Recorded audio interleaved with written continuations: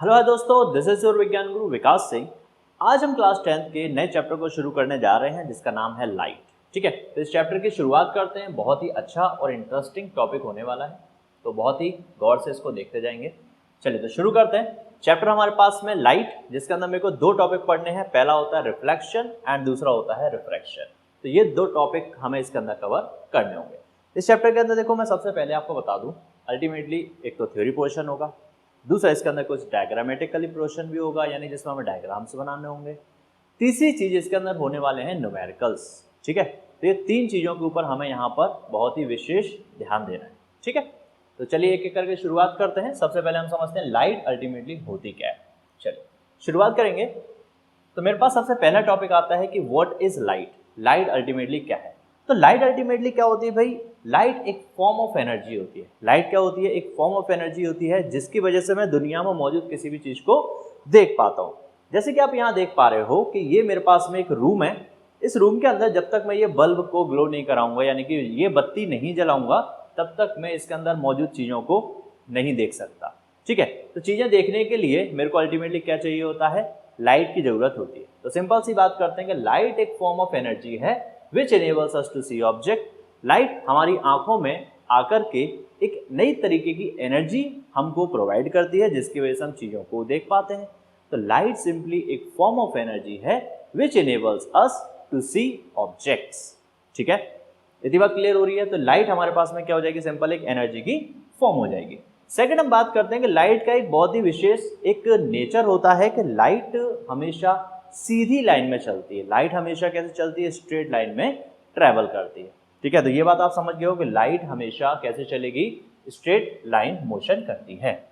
इसके बाद मैं बात करता हूँ कि लाइट के अंदर भाई दो तरीके के नेचर होते हैं। लाइट के अंदर दो तरीके के नेचर होता है। पहला नेचर होता है particle nature and second nature होता है वेव नेचर। तो लाइट के पास में कितने नेचर होते हैं? दो नेचर होते हैं। पहला होता है पार्टिकल नेचर और दूसरा होता है वेव नेचर। लाइट होती है वो एक फॉर्म ऑफ एनर्जी है जो हमको देखने की क्षमता देती है, एबिलिटी देती है to see objects. Second, light हमेशा कैसे चलती है? सीधी लाइन में चलती है। लाइट हमेशा कैसे चलती है? सीधी लाइन में चलती है। और तीसरी मैंने बात किया कि लाइट के पास दो तरीके के नेचर होते हैं। पहला होता है पार्टिकल नेचर और दूसरा होता है वेव नेचर। चलिए आगे बढ़ते हैं। तो with the help of light we see all colours in the nature. मैंने यहाँ पर एक बात बोली कि लाइट ही वो चीज होती है जिसकी वजह से हम दुनिया में मौजूद वेरियस टाइप के कलर्स को देख पाते हैं। ठीक है, अल्टीमेटली मैं बात करता हूँ कि आप अपने आसपास किसी भी चीज को देखते हो, आप अपने आसपास मौजूद दीवारों को देखोगे तो दीवारों के पास में कोई पर्टिकुलर कलर होता है। तो ये कलर आप देख पा रहे हो जस्ट बिकॉज ऑफ लाइट। ठीक है, अगर आपकी दीवार जो है व्हाइट कलर की है या फिर ब्लैक कलर की है, ब्लू कलर की है, रेड कलर की है, तो ये सारे कलर आप देख पा रहे हो just because of the presence of light. Light बंद कर दो कमरे की, क्या वो दीवार का कलर आपको दिखाई दे रहा है? बिल्कुल दिखाई नहीं देने वाला। ठीक है, जब तक आप लाइट नहीं दोगे तब तक चीजें आपको दिखाई नहीं देती। ठीक है, तो यहाँ पर एक सिंपल सी बात करते हैं। मैं यहाँ पर सबसे पहले आपको बताता हूँ लाइट हम देख कैसे पाते हैं।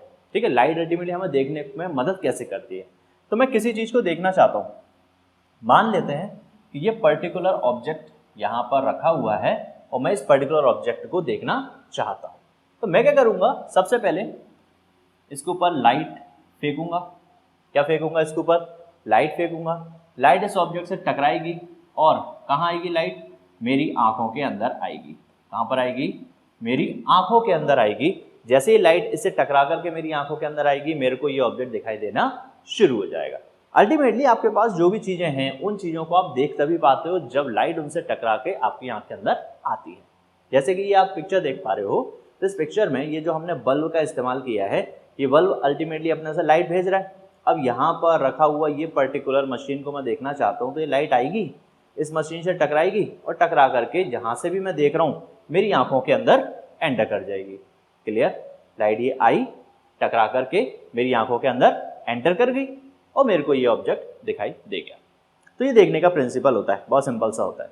जिस भी चीज़ को आपको दिखाना है या देखना है, उस पर्टिकुलर चीज़ के ऊपर लाइट फेंको, लाइट उसे टकरा के आपके पास आएगी और आप उस चीज़ को बहुत आसानी से देख पाओगे। ठीक है, जैसे अभी की मैं बात करता हूँ कि अभी मेरे कमरे में लाइट जल रही है और मेरे को ये पेन देखना है, तो अल्टीमेटली क्या होगा? लाइट आएगी, इस पेन से टकराएगी, टकरा करके मेरी आंख के अंदर जाएगी।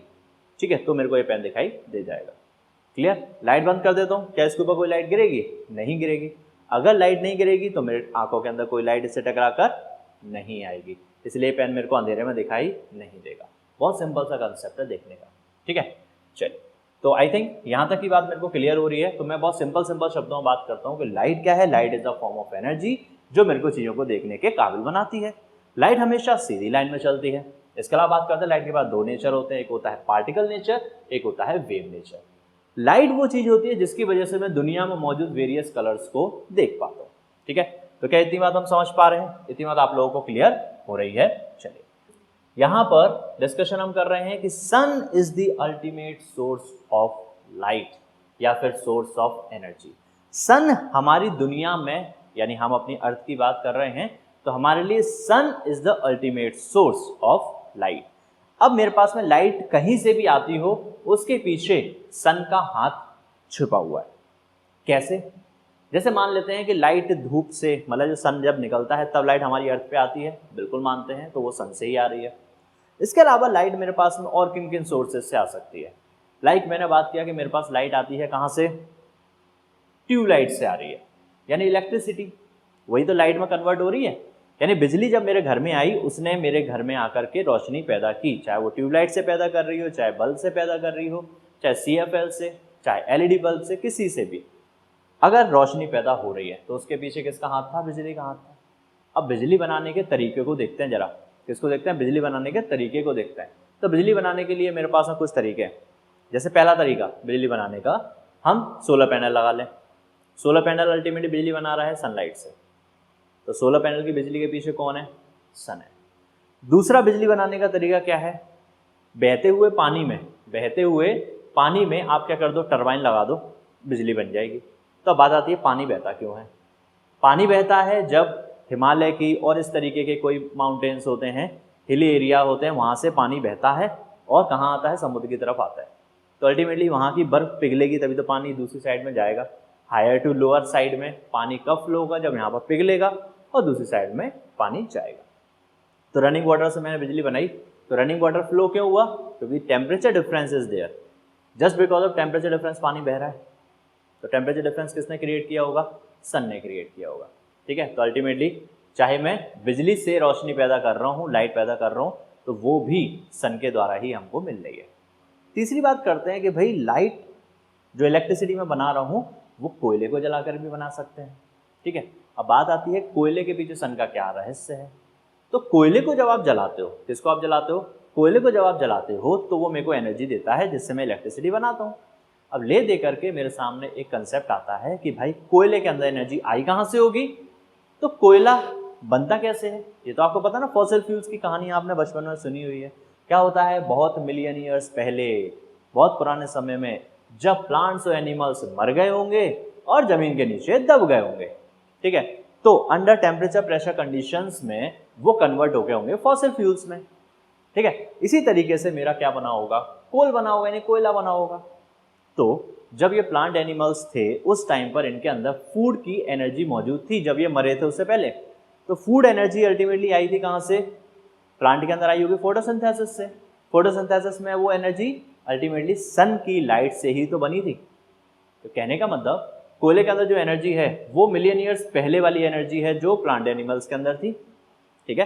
अब वो लिविंग ऑर्गेनिज्म जब मरे थे तो उनके अंदर जो एनर्जी छिप गई थी, जो फोटोसिंथेसिस की वजह से सन ने बनाई थी, वही मेरे को मिलियन ईयर्स के बाद में आज देखने को मिल रही है, ठीक है।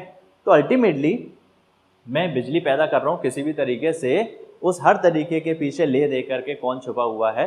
सन छुपा हुआ है, ठीक है। सन की वजह से ही मैं ये सारी फॉर्म ऑफ एनर्जी को बना पा रहा हूँ। तो मैंने यहाँ पर बोला कि रोशनी के पीछे सबसे मेन जो सोर्स है वो कौन है?